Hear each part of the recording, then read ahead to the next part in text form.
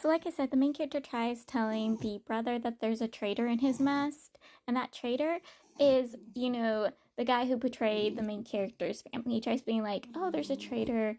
I'd be keeping an eye out if I was you. They're at another awards banquet, and the main character, he gets super smexy with the male lead at the award banquet. I am not kidding. Super freaking smexy with him. Like, they do some dirty things at this reward banquet when no one else is around. He also convinces the male lead to put them on another probation where they can test out their relationship again and see if they can be in a relationship, because they did it once before in the past and now they're going to try it again. And I'm like, ooh, ooh. And this is after they do some smexy things. The main character got the male lead to do some smexy things at the reward show to prove to the male lead they could do a probation thing. And I'm like, oh. The male lead tells his sister-in-law to, after they finally got her divorce settled, divorce papers settled and right, and the evidence they kind of need to protect her, he's like, back out. Get done with this. You don't need to be involved anymore, or he will truly come for you. And she's like, honey, he already wants to hit me with infidelity stuff. He's going to attack me anyways. I'm going to stay in this because he used me and abused me, and I am not going to sit in the sidelines. Like, dude, you got to just deal with these people. Like, if they want to be involved, let them be involved. Like, they're already involved because, again, the people you want to protect them are already targeting and harming them. Why are you thinking, oh, it's fine if you don't get involved, I don't want you to get harmed? They're already involved. Your family already thinks they're involved. They're involved. Just stop. The main character, he talks with the sister-in-law, and they talk about the relationship between her husband, and the male lead. And she reveals to him the only reason why her husband chased her was because he saw a photo in the male lead's wallet. This wallet was the wallet that originally belonged to the main character, that the male lead said that the main character left at the bar. He kept for the main character but had to buy a new one because it got destroyed because, again, his brother's men attacked him. So he bought the main character a replacement. Well, he kept the old wallet, and this is the wallet that, the supposed photo of her is in. And the main character, yes, checked. There was a photo of her in it. But she tells the main character, the dude, her husband, thought she was her husband, the male lead's weakness. But in actuality, it was the main character, because the main character's photo, a college newspaper photo of him, was behind hers and the male lead's photos this entire time.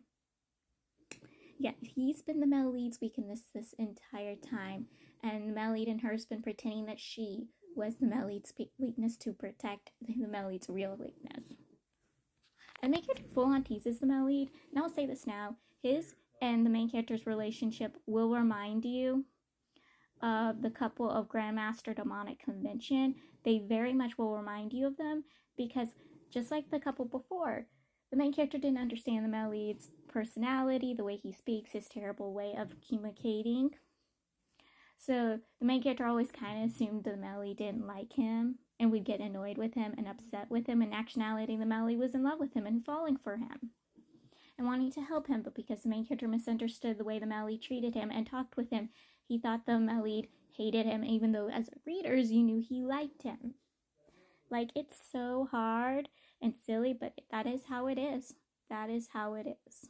But yeah, now the main character knows the male lead's terrible communicating skills and has a better understanding of the male lead. So whenever the male lead, acts upset or annoyed with him, he's like, oh, you love me. He can understand his husband's attitude a little more, just like how the main character in Grandmaster Demonic Convention can understand his husband's attitude and the way his husband acts with a better understanding of him. Like, ooh, I am not kidding. It's cute. Also, talking with male lead over the phone one day, he tells the male lead that he's cried both times they broke up. Like, he was horribly broken after their breakups. Like, he was traumatized because of the breakups. I mean, his second breakup, he literally cuts off all his hair. That tells you it's basically a sign of self-harm. I'm saying it was literal self-harm. But yeah, they're full on talking. He reveals to the male lead that he was broken because of their breakup. And the male lead's like, you know what? I'm actually happy about that. And the main character's like, what? And the male lead reveals he thought the main character never cared. didn't care at all because, right after they broke up the first time, the main character went straight into showbiz. Got a good whole show going on. He even watched the main character's first show. And saw the main character literally enchanting his, co-stars. And over the years, he saw the main character in different scandals with different people. And so he just assumed main characters easily moved on without him. But now knowing that the main character was terribly heartbroken over their breakup, he's like, you know what? I don't want you crying anymore. I don't want you crying anymore. And I'm like, oh. He's like, I don't want to hurt you. I don't want me to be hurt. I don't want you to be hurt. But I don't want to hurt you anymore. And I'm like, ooh, ooh. Also, the main character says, if I ever tell you to break up with me again, threaten me. He tells the male lead to record him having a little fun with himself, tells the male lead to use this recording as a way to blackmail him and threaten him not to leave. I am not kidding, he does. And I'm like, what is wrong with this couple? Like, can I not read a dame without the couple doing the weirdest things, the off-puttingest things? Like, he also finds, like, he still has the video from the first time the Melly recorded, not the Melly, but the brother had recorded them doing stuff together. He watched it and thought, ooh, the next time me and the Melly do it, I'm gonna play this video. And I'm like, what? Like, seriously, can I not get away from it? Like, the couple in Husky and His White Cat Shujin do it with a candle. Grandmaster Demonic Convention, they do it with a sword.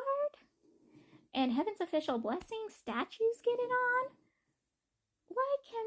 And then the whole thing was Villain Saving System with the wine and the fanfic.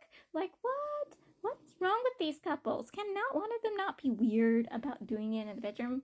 Like, I guess I don't have the right to judge. I don't have the right to judge, but I'm side-eyeing them. I'm side-eyeing them and their kinks.